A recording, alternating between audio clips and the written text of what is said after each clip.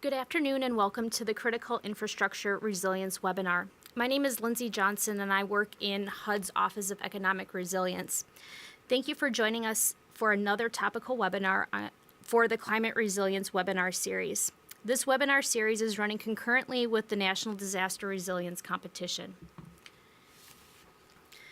We hope that this series is an opportunity for communities to learn about the 9 key components of climate resiliency planning and projects. A few reminders. The webinar is provided as a tool, and so with that, any ideas that you hear during the webinars, you should tailor the approaches for what works best in your jurisdiction. If you have any NOFA NDRC questions specifically, please email resilientrecovery@hud.gov. Today we have 2 experts to discuss critical infrastructure resilience. Josh Soslak is the Senior Advisor to the Secretary for Infrastructure Resilience. Bob Kolaski is the Director of Strategy and Policy Office of Infrastructure and Protection. Josh was appointed as a Senior Advisor for Infrastructure Resilience to the Secretary of Housing and Urban Development in October 2013. In this capacity, he advises the Secretary and senior HUD staff on issues related to resilience efforts across the department and represents HUD on White House and interagency councils and working groups. He also leads several infrastructure initiatives recommended by President Obama's Hurricane Sandy Rebuilding Task Force, on which he serves as the infrastructure lead. Bob currently serves as the Director of Strategy and Policy for the DHS Office of Infrastructure Protection, where he leads strategic initiatives on behalf of the Assistant Secretary to help IP achieve organizational priorities, including IP's activities to enhance its capabilities to integrate cyber and physical risk management efforts with critical infrastructure owners and operators, and approach to improve infrastructure resilience in the face of terrorism, climate change, and other risks. Among his current efforts are work to institutionalize a set of infrastructure resilience guidelines into national policy, and efforts to work with critical infrastructure community to develop a set of national priorities for critical infrastructure security and resilience. Today, our presenters will go over and have an overview of critical infrastructure resilience, and then also provide some best practices and examples for communities moving forward. So with that, I'll turn it over to Bob to begin the presentation. Thank you, Lindsay, and thanks for the opportunity to be here, and thanks to all of you who are following the webinar at your computer screens. We appreciate it. This is an important topic, and we're glad to have you engaged in it, and glad to have you considering participating in the National Disaster Resilience Competition. Critical infrastructure resilience is a term that's used frequently here in Washington, but it's a term that I think matters less to Washington as it does to the communities around the country. We wanted to start the webinar with really giving you an overview of how we think of the terminology, how you should think about it in your own planning to support you, and also to sort of reiterate why this subject matter is so important and why there is an imperative for all of us as community planners, as community leaders, as providers of services, as businesses and government officials to think about critical infrastructure resilience. So I'll start, with some definitional terms. So we in national policy have adapted the following definition for resilience based on the President's guidance that he gave us in Presidential Policy Directive 21 on critical infrastructure security and resilience. The definition is that resilience is the ability to prepare for and adapt to changing conditions and withstand and recover rapidly from disruptions.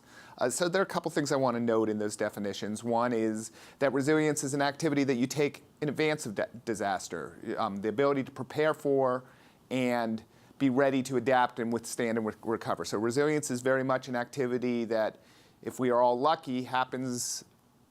The planning happens even in the face of disaster not happening.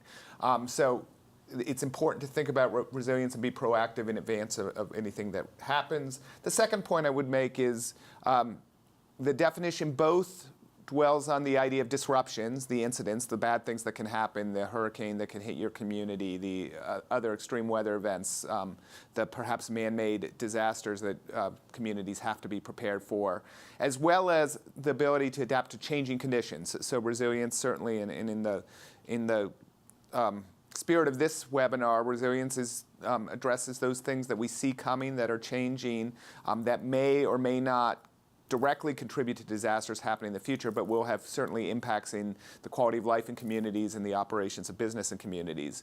And among the changing conditions that are most prevalent and worth thinking about are the sort of sustained use and perhaps overuse of some of our infrastructure, which is stressing the conditions in which our infrastructure operates in, at the same time where there is less investment being made around the country in upgrading and building new infrastructure. And another changing condition, which is worth noting and why a lot of you have tuned in today, is related to the changing nature of our climate and the fact that the trends we are seeing as they relate to climate certainly are having impacts on trends we're seeing related to extreme weather, the likelihood and severity of extreme weather, as well as some underlying conditions that are part of the environment in which infrastructure is being operated, including including issues related to sea level rise, related to soil conditioning, related to salinization of water, and issues like that. So resilience is really thinking about the disaster, both as an acute event, but a disaster in an event that sort of changing conditions that may contribute to disasters happening or simply contribute to a degradation of the ability of infrastructure to operate. So when I talk about critical infrastructure, so if we're talking about resilience, we're really talking about the things that a community and a business need to have in place to have the ability to continue to operate, to take blows, to withstand, to bounce back, as the definition suggests. But then we're going to focus this webinar largely on resilience as it relates to critical infrastructure. And just like resilience, critical infrastructure is defined in national policy. Critical infrastructure is defined in statute and then reiterated in the same PPD 21 that I was referencing, is comprised of the systems or assets, whether physical or virtual, so vital to the United States that the incapacity or destruction of such systems would have a debilitating impact on security, national economic security, national public health or safety, or any combination of those matters. That definition is what we use at the national level, and some of the descriptors certainly reference national, but I think the definition translates well down to both the community and business level as well. All of you have infrastructure that you consider critical to the continuity of businesses in your community, to the ability of kids to get to school, to the ability of services to be delivered, to the ability of your community to operate as effectively as your citizenry expects. And so when you think about critical infrastructure, I wouldn't get hung up so much on the national definition as well as instead think about it in terms of what are the things that are most important to the operations of your community. National policy further delineates those things into 16 sectors, which are available on the screen. The 16 sectors highlighted the graphic are geographically dispersed and often interdependent. It provides a useful heuristic to think about what critical infrastructure is in your community. The sectors include things like energy and dams, nuclear, which contribute to power generation. They include things that are related to businesses, critical manufacturing, defense industrial base, the ability of commercial facilities to operate. And then they include sort of the things that are most important to community well-being and community health, health and public health, the availability of water and wastewater, food and agriculture. We've taken a look at the 16 critical infrastructure sectors. We've said that while a useful organizing tool for working at the national level, national policy development, that there are particularly several lifeline functions that are provided within the critical infrastructure that I think communities should focus on in their own planning efforts first and foremost. Those lifeline functions include energy, communications, transportation, and water and wastewater. The lifeline functions are essential to our security and economic prosperity.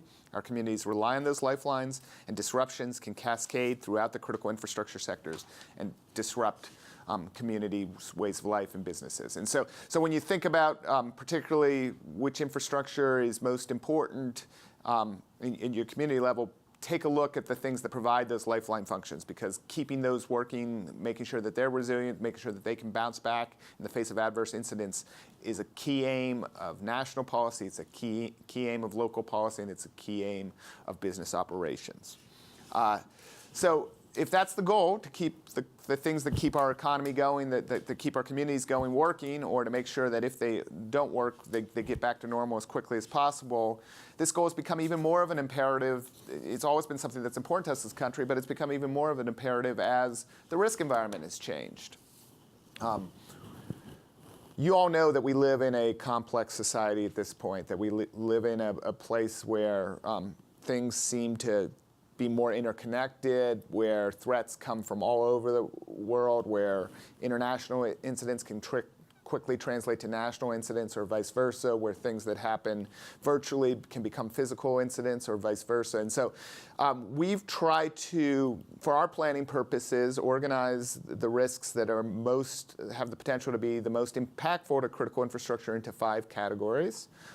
Those categories are terrorism, acts of terrorism. The Department of Homeland Security was stood up after the September 11th, 2001 acts of terrorism, and it remains the department's key focus, making sure that we're resilient, we prevent terrorism, and we're resilient to any terrorist attacks that are attempted. But in addition to terrorism, DHS, and I think the whole federal government, takes an all-hazards approach to resilience, and it's important to recognize that there are other things that can impact the operations of critical infrastructure. There are other man-made things, such as cyber attacks. We've seen a proliferation of attempted cyber attacks. We've seen a proliferation, unfortunately, of successful cyber attacks over the last 5 years. These are attacks that are oftentimes performed by criminal syndicates and the like, of folks who are trying to do bad things by getting economic and private information that's available on the computer so that they can commit crimes with that information. We've also seen interest from terrorists in sponsoring cyber attacks, as well as nation states from looking at mechanisms and ways to cause harm via cyberspace.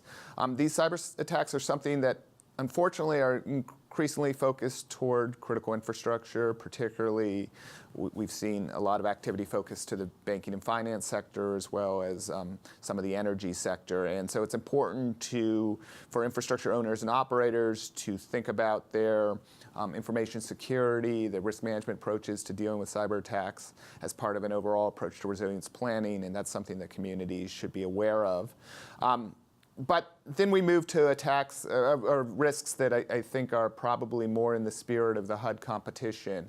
And those are risks associated particularly with accidental or technical failures of infrastructure, which may be caused by sort of sustained underinvestment in the maintenance of the infrastructure, or infrastructure being used past its design considerations, as well as extreme weather that may be linked to some of the impacts related to climate change. And so a lot of the long-term resilience that we need in this country is resilience of the infrastructure systems, doing long-term planning, and Josh is going to talk a little bit about how you do that, over a time horizon of 25 to 50 to 75 years, where you're really thinking about that long-term planning in the face of risks that may present themselves because of impacts related to climate change, or that could be linked to climate change, as well as risks of not designing infrastructure, not thinking through infrastructure design in a smart way.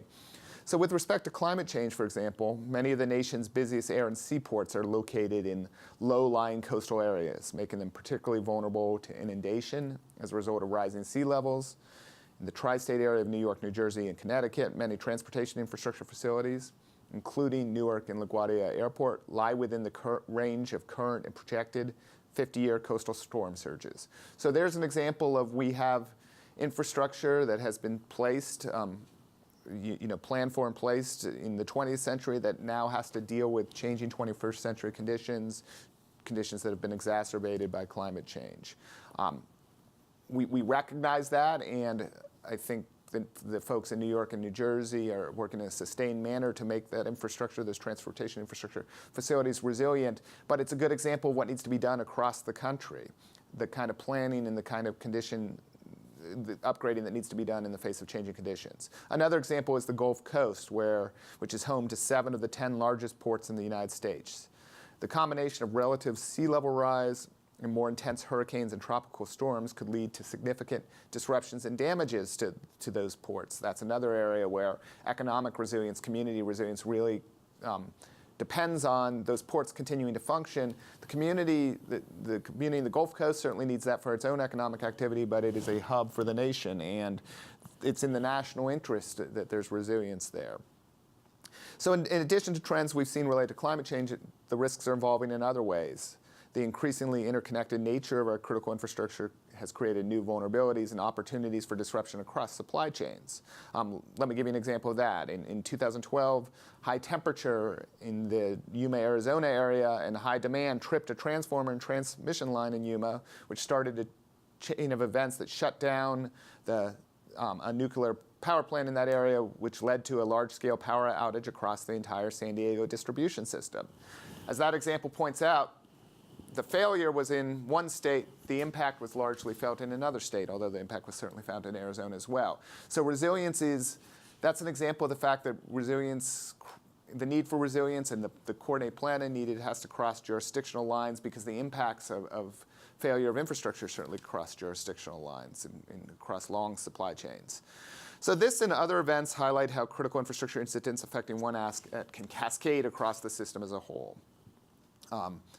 The prevalence of these supply chains make it necessary to consider how incidents affecting infrastructure in one country have the potential to affect operations in others, whether it be in one country or one state or one jurisdiction.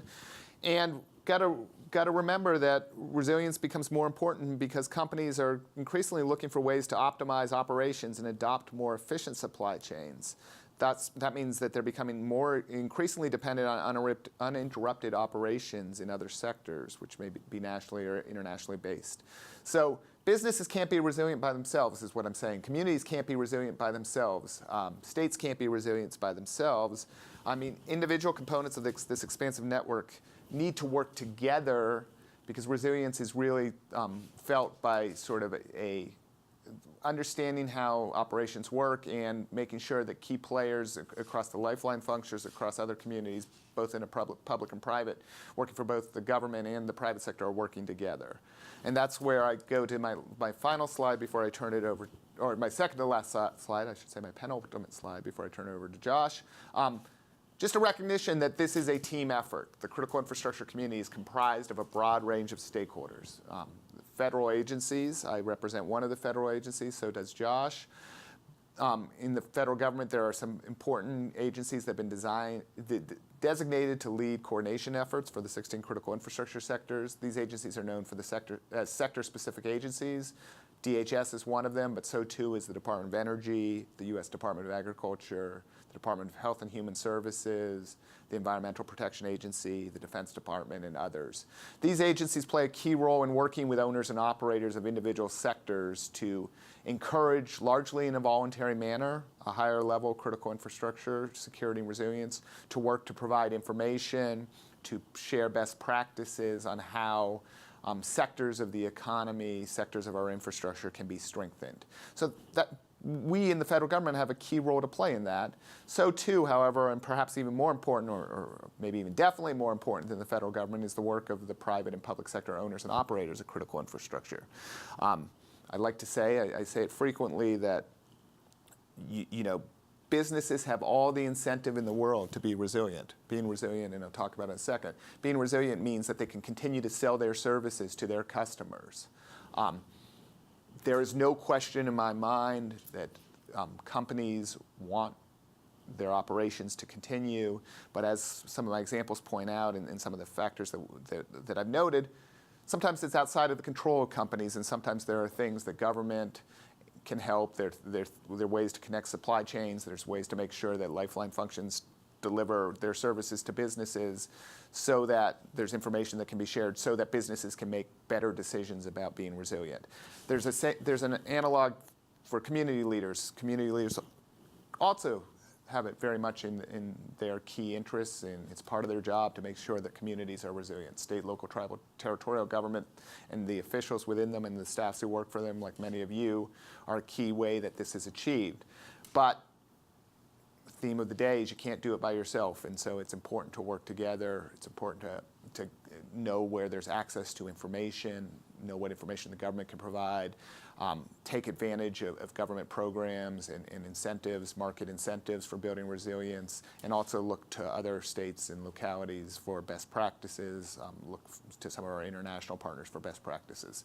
So I think those first three groups are the key sets of stakeholders, but there are other roles, there are other stakeholders that can play a role, and each community can take advantage of that. There are regional consortiums. Many of your communities around the country have regional consortiums of organizations, both public and private partnerships, that are working toward resilient aims or preparedness aims or aims in terms of sustainability or community development. They're key players in the whole activity. Some of the key representatives of those regional consortiums, and some of them are themselves non-government organizations. Foundations have been key supporters of this effort throughout, and non-governmental organizations have a lot to bring to the table. Academia is a key source for innovation, for ideas, for testing new approaches, and also a source for potential workforce as you think about ideas for the resilience competition. So there's a diverse set of stakeholders that can be involved in this effort and should be involved in this effort if we're going to come up with the best ideas, the most innovative ideas, the kind of things we're trying to get out of this competition. So I will close this time with some themes that I think, more than perhaps any national policy or any map of the risks facing the country, these are the real imperatives for being resilient. It's that it makes good business sense. It makes good government sense. Resilience is a way to invest now to avoid charges later in the future. So resilience really does help you save money. It's not always easy to get access to the capital and the pre-planning and the public-private partnerships necessary to make the kind of resilience investments, but it's worth it, because if you make those investments up front, it will save money in the long term. It will keep businesses from losing operations, which helps the bottom line. It will help communities thrive, be economically competitive, service the needs of their people.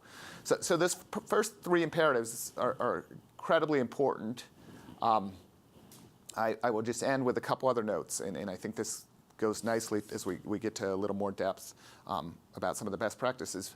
I will just reiterate that because this is so important to the federal government, because it's in the national interest, because it's important to state and local governments, there are incentives that exist to promote resilience. If you do this smart, if you invest in pre-planning, if you use best practices, if you demonstrate that this will make a difference in the ability of your community to deliver essential services and function, incentives are available to you. Those incentives can come from the government.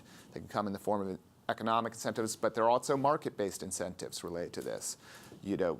We know that insurance companies are looking at making sure that organizations, whether it be communities or businesses, have thought smartly about resilience of their operations. We know that credit agencies are thinking about it, that agencies that rate the profitability or potential profitability of incentives are thinking about resilience. People are thinking about resilience as a competitive differentiator in the marketplace. I think the same thing is true is happening in communities around the country. It's increasingly being the kind of question that citizens are asking: is my community resilient? I want to live in a place resilient. I want to live in a place where I can be confident that my way of life will continue to thrive in the face of disaster. And that's where I'll end it. It is about more than security or resilience. This is, I'm from the Department of Homeland Security. I tend to come at it from that problem, from that angle, I should say. But it's important to note that if you do the kinds of things that make your community more resilient, make your infrastructure more likely to operate, you're also doing the kinds of things that make your community a better place to live, that make it more appealing to the citizenry, that strengthen community bonds. You're doing the kinds of things that make it easier for businesses and small businesses to operate, to give them confidence that they're good places to do business. You're doing the kinds of things that make your community more environmentally sustainable in the long run. And I think those are important things to note. There's a lot that you can do in the name of resilience that has multiple benefits to just making making businesses more successful and communities thrive. So over to you, Josh. Thanks, Bob. And let me add my welcome and thanks to everyone who's watching and participating in this webinar. I'm going to stay on this slide for 1 second, and then I'm going to transition into a discussion about examples and best practices. Bob made a critical point here that it's about more than security. And at HUD, Secretary Castro likes to refer to HUD as the Department of Opportunity. We think that this idea is important, that you can take physical security and protecting your citizens and put that together with economic security, economic well-being, and the holistic sense of what it means to be a community. And resilience is about that very thing. So let me start with some examples and best practices in critical infrastructure resilience. Bob covered the imperative for action and the general policy around protecting and strengthening critical infrastructure. And I'd like to expand on that a little bit. The key issues that I recommend you consider in thinking about making infrastructure more resilient are listed on the slide. And I'm going to discuss both these issues and then try to give you some examples of how they've been addressed in the past and some tools that you can use to address them in your efforts. Now, these are not the only issues to consider, and these are not the only projects that you should think about. It's just a sample of a great body of work that has been done to make our nation and the world more resilient. And then I'm going to talk a little bit about the way we implemented these concepts for the Hurricane Sandy recovery effort. And that was a great partnership between HUD and DHS in developing a set of infrastructure resilience guidelines. So the first thing that I want to talk about is a foundational issue that should always be considered when talking about resilience, and that's relativity. Now, I promise I won't do a physics lecture. What I mean by this is that resilience is, by its nature, has to be relative to some vulnerability or goal. There's no independent way to measure resilience because you must be resilient to something. The threat may be wind, water, fire, drought, disease, or some other natural or man-made threat. But resilience is always relative to something. And you must also balance risk and cost. Now, none of us can afford to reduce every risk. So we make decisions about which risks we mitigate, which ones we transfer, and which ones we accept. Now, this is the important part. You got to write this down. If you don't mitigate or transfer a risk, you have accepted it. Let me say that again. If you don't mitigate or transfer a risk, you have accepted it. Either you've accepted it by design or by default. Risks don't just go away because we ignore them. So the first thing that we should do is define and catalog our risks. What do we face? What is its probability? And what is the impact if it's not avoided or partially reduced? In the past, we've mostly done this by looking at historical data, but with our changing planet and changes in growth patterns, we must also look forward. The good news is that we now have better tools and data to help make these decisions, but we have to use them. No one can perfectly predict the future. I wish I could, but I can't. But when we use these data and tools, we can do a very good job of understanding the risks and the costs that we will incur to address them. So just last month, we launched a new resource to help with this effort. On the slide, you can see part of the tools page of toolkit.climate.gov. The link is up there as well. This site has links to nearly 100 tools, and more are being added every day. In addition, there are training and expert resources, case studies, and more information on key topics. Another site, climate.data.gov, has access to over 300 climate data sets. The Rebuild by Design website, which is also up there, has some cost-benefit tools that are worth looking at. They did some interesting and innovative work in that area. And in addition to these sites, there are hundreds of other tools and resources being developed by NGOs and universities across the nation. Now, these take the International Panel on Climate Change data, the Third National Climate Assessment, and they even include some state and downscaling, local downscaling of these data. So it's important that we know that we use science and that we have the tools to do that. So how do we rebuild resiliently? You know, first, as I mentioned, it should be risk-based and use science to understand the risks and how we address or transfer the risks. And in some cases, we will accept those risks, but we need to do that knowing what we are taking. Sometimes it's not about being stronger than the storm, it's about being smarter. By this I mean you need to look at what your goal is and see if you can achieve the goal through some other means that is less vulnerable. Let me give you an example. There was a community that had a small sewage treatment plant on a barrier island. So instead of rebuilding that small plant to withstand a major storm, they're looking at how to convert that plant into a pumping station and consolidate sewage treatment at a larger plant further inland that will be better protected. This same concept would work for riverine flood areas, seismic areas, even tornado-prone areas. The key here is to look at the risks you face in the future, which are not always the ones you faced in the past. Now, climate change is one driver to this, but development patterns, technology changes, and other threats must be considered as well. Remember, Bob said the useful life of this infrastructure system can be 50 years or more. So you really have to look forward at what is happening in your community and how that will affect you. There are some great examples from Rebuild by Design, but there are also some great examples from around the world. In Chile, for example, they face a huge threat from both seismic and tsunami due to one of the largest subduction zones on the planet.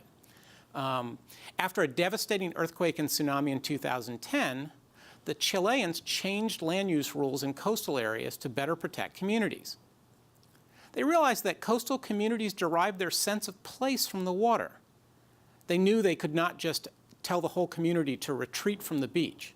So they used a phased approach on the types and the ability of people to seek shelter in an event.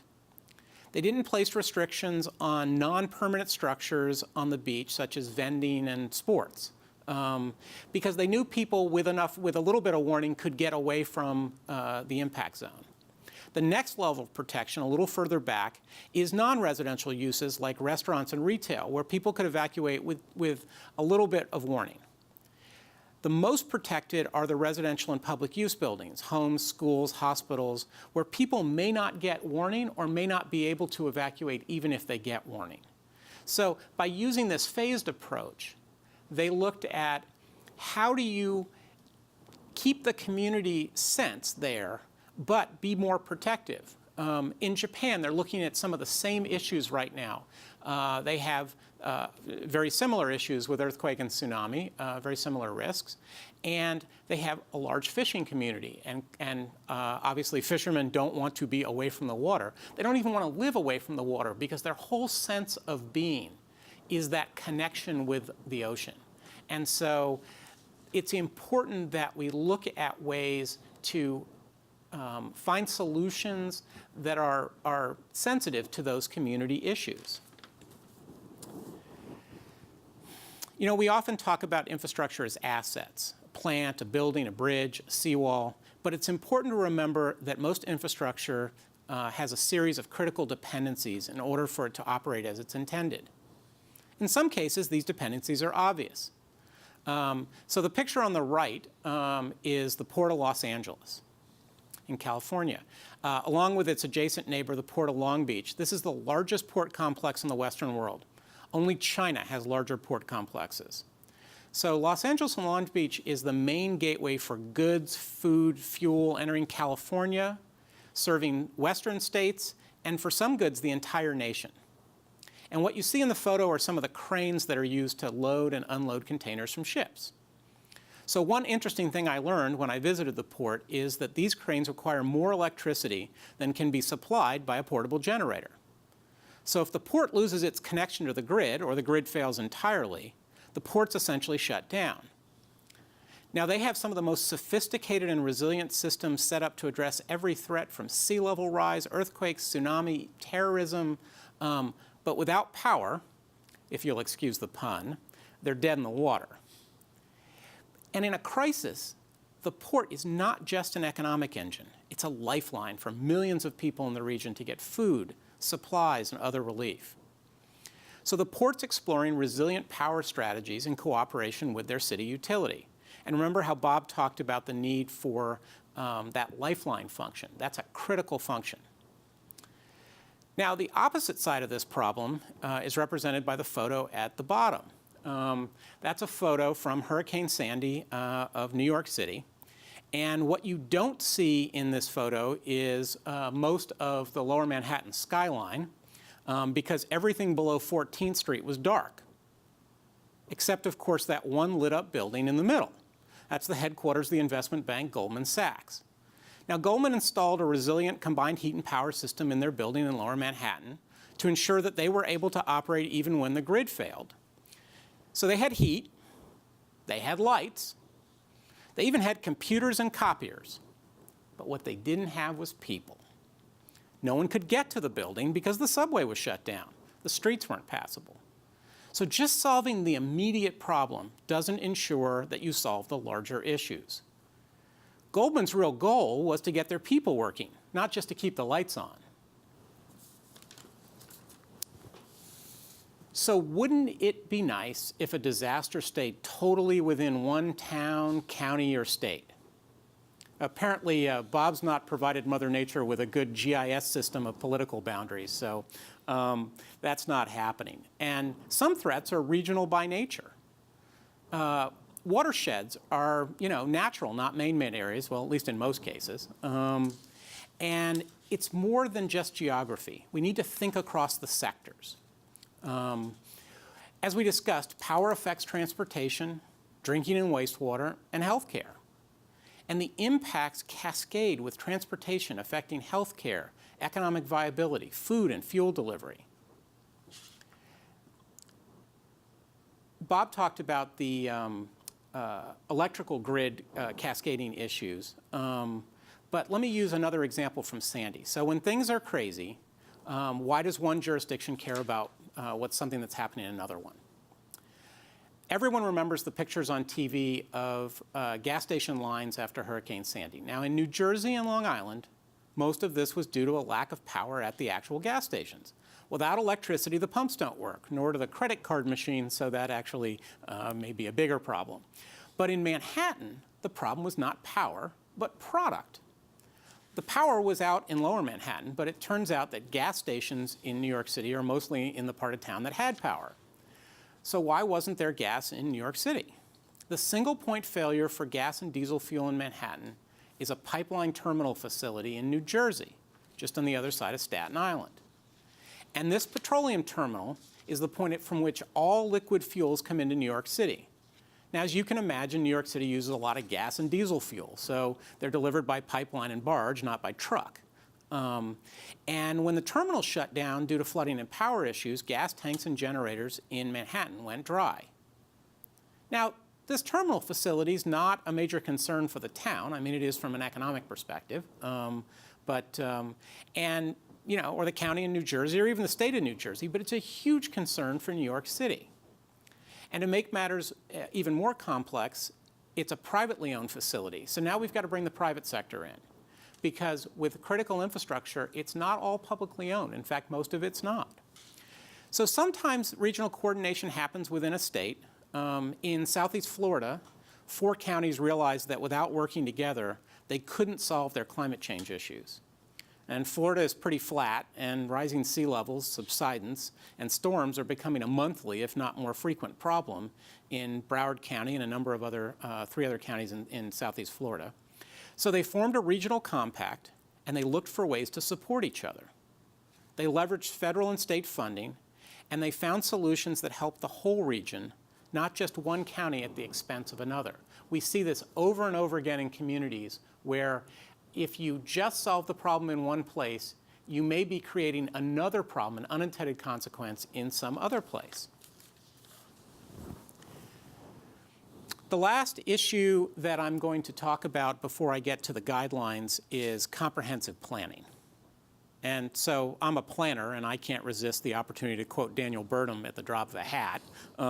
So I will encourage you to think big. What I've shown you here in the slide is examples of places that thought big. Now, the slide shows you the cover of a report from New York City and a billboard in Greensburg, Kansas. And I can't think of two more different places in the country than New York City and Greensburg, Kansas. But what they have in common is vision and a desire to be resilient. Prior to Hurricane Sandy, New York City developed a comprehensive planning strategy that recognized the threat of climate change. And they were working on many of the things that would have made the impact of Sandy easier to absorb. Now, they didn't get it all done, and they didn't fix all of their problems. But post-storm, they had a great foundation for their recovery and rebuilding plan. In a place as complex as New York City, there were many, many things to consider, and shockingly, even a little bit of politics involved. Imagine that. But having science and the planning started gave them a huge leg up. So they're working on land use changes, building code revisions, innovative design concepts that are all going to make New Yorkers fare better in the next disaster, whatever it is. It's probably not going to be Hurricane Sandy again, but they're looking at this comprehensively and looking forward at what their risks are. Now, the other town, Greensburg, Kansas, is not actually the geographic center of the United States, but you can drive there from Greensburg in a couple of hours. It's about as small town America as you can get. New York City has about 8 million residents. Greensburg has less than 1,000. New York City has 28,000 people per square mile in density. Greensburg's got about 500 people per square mile. But after the town was totally destroyed by an F5 tornado in 2005, the town council decided they would reinvent themselves as the greenest and most sustainable town in America. Every public building in town was rebuilt to LEED Platinum standard, and they generate power with wind turbines. Mayor Bob Dixon told me that he sees resilience as a natural continuation of the reinvention of Greensburg. They feel that it's the duty of every community to be resilient and to lead by example. And this is a great example of not letting a crisis go to waste. So I talked earlier about infrastructure resilience guidelines, and what we did for the Hurricane Sandy recovery is we got together the federal agencies and we said, what are the key concepts? What are the principles to being resilient? And we came up with a very high-level set of guidelines that are listed here on the slide. And we asked the agencies to incorporate those into the programs that they were managing themselves and into the grant programs that they were funding state and local communities in. And so by incorporating these into those processes, we tried to drive people towards these principles. And I've talked about most of them: comprehensive analysis. Transparent and inclusive decision-making. This is really about bringing everybody into the process. As I mentioned, politics is involved in any of these things, but when you actually bring people into the process, and these are scary issues for people. This is about things that affect their livelihood and things that affect their lives and their safety. And so you have to bring people in and make them feel, and make them actually part of the discussion about what you want to do. We talked about the idea of regional resilience. We talked about the fact that you have to be able to look at these projects in the long term, and you have to be able to pay for them. You can't just build something that sits there and rusts. Just because you got some capital money, you've got to be able to operate it. We haven't talked a lot about the environmentally sustainable and innovative solutions. What we're really talking about here is using nature and nature-based infrastructure, or green infrastructure, if you like, to try to solve some of these problems, because it has many external benefits beyond just the resilience benefit. If you use a natural area to help with stormwater management, a wetland or some other type of natural area, you now actually have a recreation area or park, and there's value to that. Targeted financial incentives was really looking at the agencies to try to drive this behavior through the money that they were pushing out, either in grants or in projects. And the last one is about understanding what it is you're trying to do, having a performance standard, knowing what your risk is, ties back to that comprehensive analysis, and says, how do you know what it is you're trying to do? you do that by looking at your risk and setting a performance standard and meeting those standards. So we talk about this a little bit more in the Hurricane Sandy rebuilding strategy, and there's a link up there. As we finished this work for Hurricane Sandy, we asked the RAND Corporation to review how this worked for Sandy as part of a larger discussion of a national version of this. And we're in the policy process of looking at that. The RAND study has been completed, and there's a link to it. So you can get a little bit more information on kind of what we did and how it worked and where we need to improve. And we're learning a lot from that. We haven't made a policy decision on a national standard on infrastructure resilience guidelines, but that is a conversation that is being had at the federal level right now. Bob, is there anything you want to add on the guidelines? No, I think I've always looked at the guidelines that they're intended to relate to federal spending, but that the guidelines are the kinds of things that as you're thinking about your own projects and you're thinking about prioritizing your own projects, that they provide a good set of criteria, if you will, for which projects are most likely to produce resilient outcomes. And so, while they will have a policy linkage most likely here, national policy level, they are things, and I think that's why we put them in the tools to use category. They're tools to use. Think about how they're relevant to your own projects and prioritizing your own projects. And even more than that, indicating to the folks working in the government and businesses the kinds of things that you're looking for in identifying projects. The warning that I would give everybody on this is if you just use the buzzword and you say, yes, we're doing comprehensive analysis, and we've checked that box. We're doing, transparent, inclusive decision making. We've checked that box. Then you're missing the value of this. The problem with any type of guideline like this or principle is they're very high level. And you really have to kind of dig in and say, what does this mean to me? And we wanted to give people flexibility. We didn't want to say, you must meet this exact standard. Because the problem with that is if you do that for everything, things are different. For example, wastewater treatment plants are typically in low-lying areas. They're there for a reason because they're gravity-fed. Now, you want to think about where you put them, and you want to think about whether you need them in very vulnerable areas. But it's not like you can put every wastewater treatment plant on high ground. The physics just don't work. And I promised you no physics, but that one I'll sneak in. So with the guidelines, what I'm really suggesting is take these to heart, look at them, see how they apply. They're really about kind of driving you in the right direction on resilience. And with that, I will turn it back over to Bob to talk a little bit about what you can do. Thanks, Josh. There are lists of resources that are out there to get resilient that are too long for us to put in an hour webinar to talk about. Not only the good work of the federal government, of HUD and DHS and other parts of the federal government, but as I referenced, of the foundations around the country, of academia, of things we've learned from our international partners. There are resources there. So what can you do? First of all, don't be scared by these concepts. Don't sit back. Don't have to relearn things that we've invested collectively a lot of energy in learning. Take advantage of some of the structures that we've put in place. So as I point to this slide and things you can do. What can you do? Enhance relationships, not just across infrastructure sectors. I would urge all community leaders to know their power company executives, to know their water company executives, to know how their communication systems and transportation systems work. I would urge you to do whatever you can using your convening authority to get those people in the room together to see where there are synergies and opportunities for improvement, shared interests.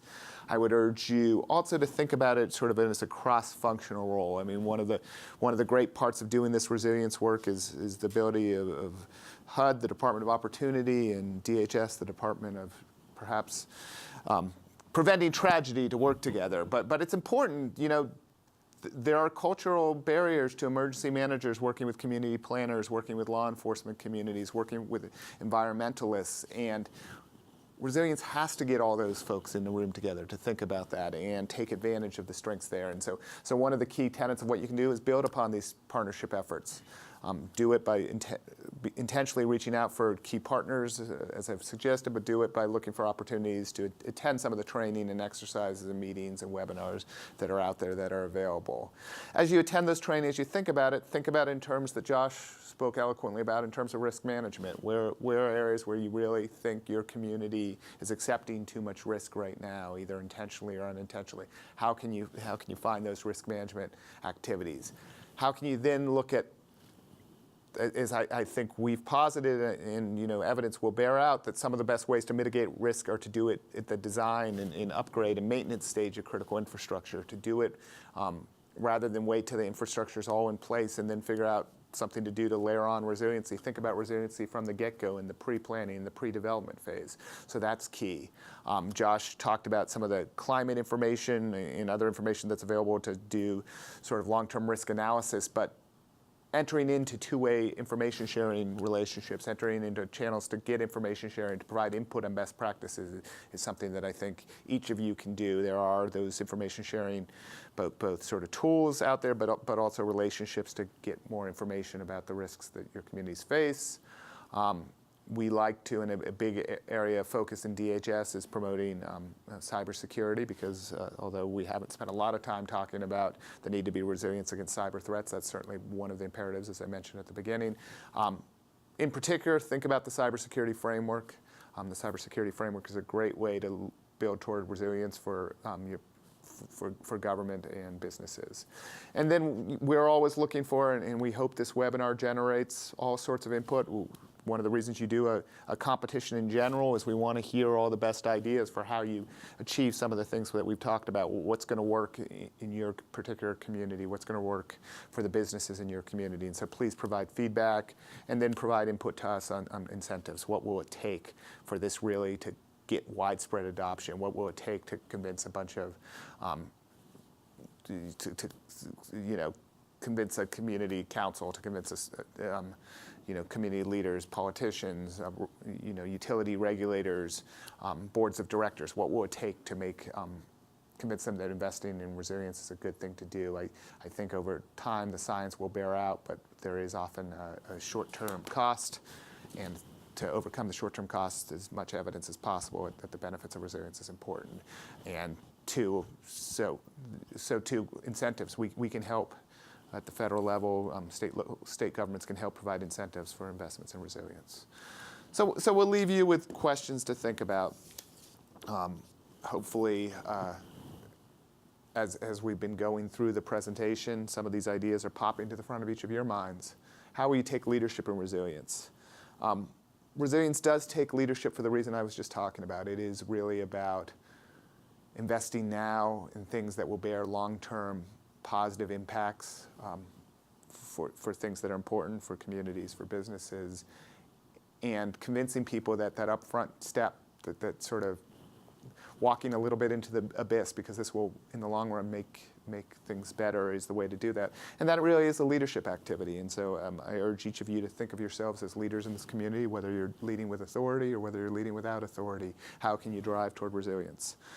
But as a leader, great leaders don't do it alone. How will you work with your partners, whether across other parts of government or in the private sector, to take advantage of the fact that their good ideas come from all over the place? Take advantage that there are incentives for this from different places, that there are ways, the good ideas, the diversity of thought will help design innovative ways to incorporate resilience. I think one of the most exciting things about the competition is really an imperative to get those consortiums of folks together coming from different disciplines to come up with the good ideas to design innovative ways in incorporate resilience. Don't think of this as something that you go back after you've heard this presentation, go sit at your desk and think about being resilient. Get inspired, get jazzed up, go work, develop those community partnerships. And at the end of the day, as I think we've hit over and over, it's forward-looking decisions in the face of uncertainty. It is that cliff. It is the fact that we know that the world's getting more complicated and different, but by making these kind of investments, you don't have to waste as much time trying to do the impossible, trying to do what Josh is hoping to do and understand what's going to happen next. Instead, you can assume something's going to happen next, and because you're thinking resiliently, you have confidence that you're prepared for what that will be, even if we can't quite figure it out. It doesn't help us as we go to Las Vegas, but it certainly does help us as we continue to do the good work of governing the country and being community leaders. And we I think, Josh and I both strongly encourage you to think of yourselves in that and to use the HUD competition as a way to do that, but be evangelists for resilience across the board. So that's, I think, all I have to say. Josh, I'll give you the last word. Thanks, Bob. And, you know, this is hard.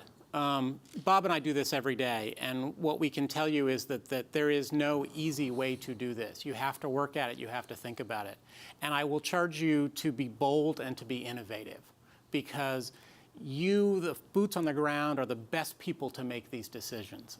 We spent a lot of time over the last year working with state, local, tribal leaders, talking about these very issues, and we heard a lot of the same stuff, no matter it was a big state or a small community, a tribal community, was, look, we're facing these issues every day. We need help to do that. We want to make decisions, but we need tools, and we need to get consistent answers, and we need to get consistent data. And so we've been working on trying to do that. I think we've given you guys some good stuff to work with. If there's more that you need, let us know. But be bold and be innovative. And thank you for participating on behalf of HUD and DHS. Good luck, and we look forward to seeing some amazing stuff from you. Thank you.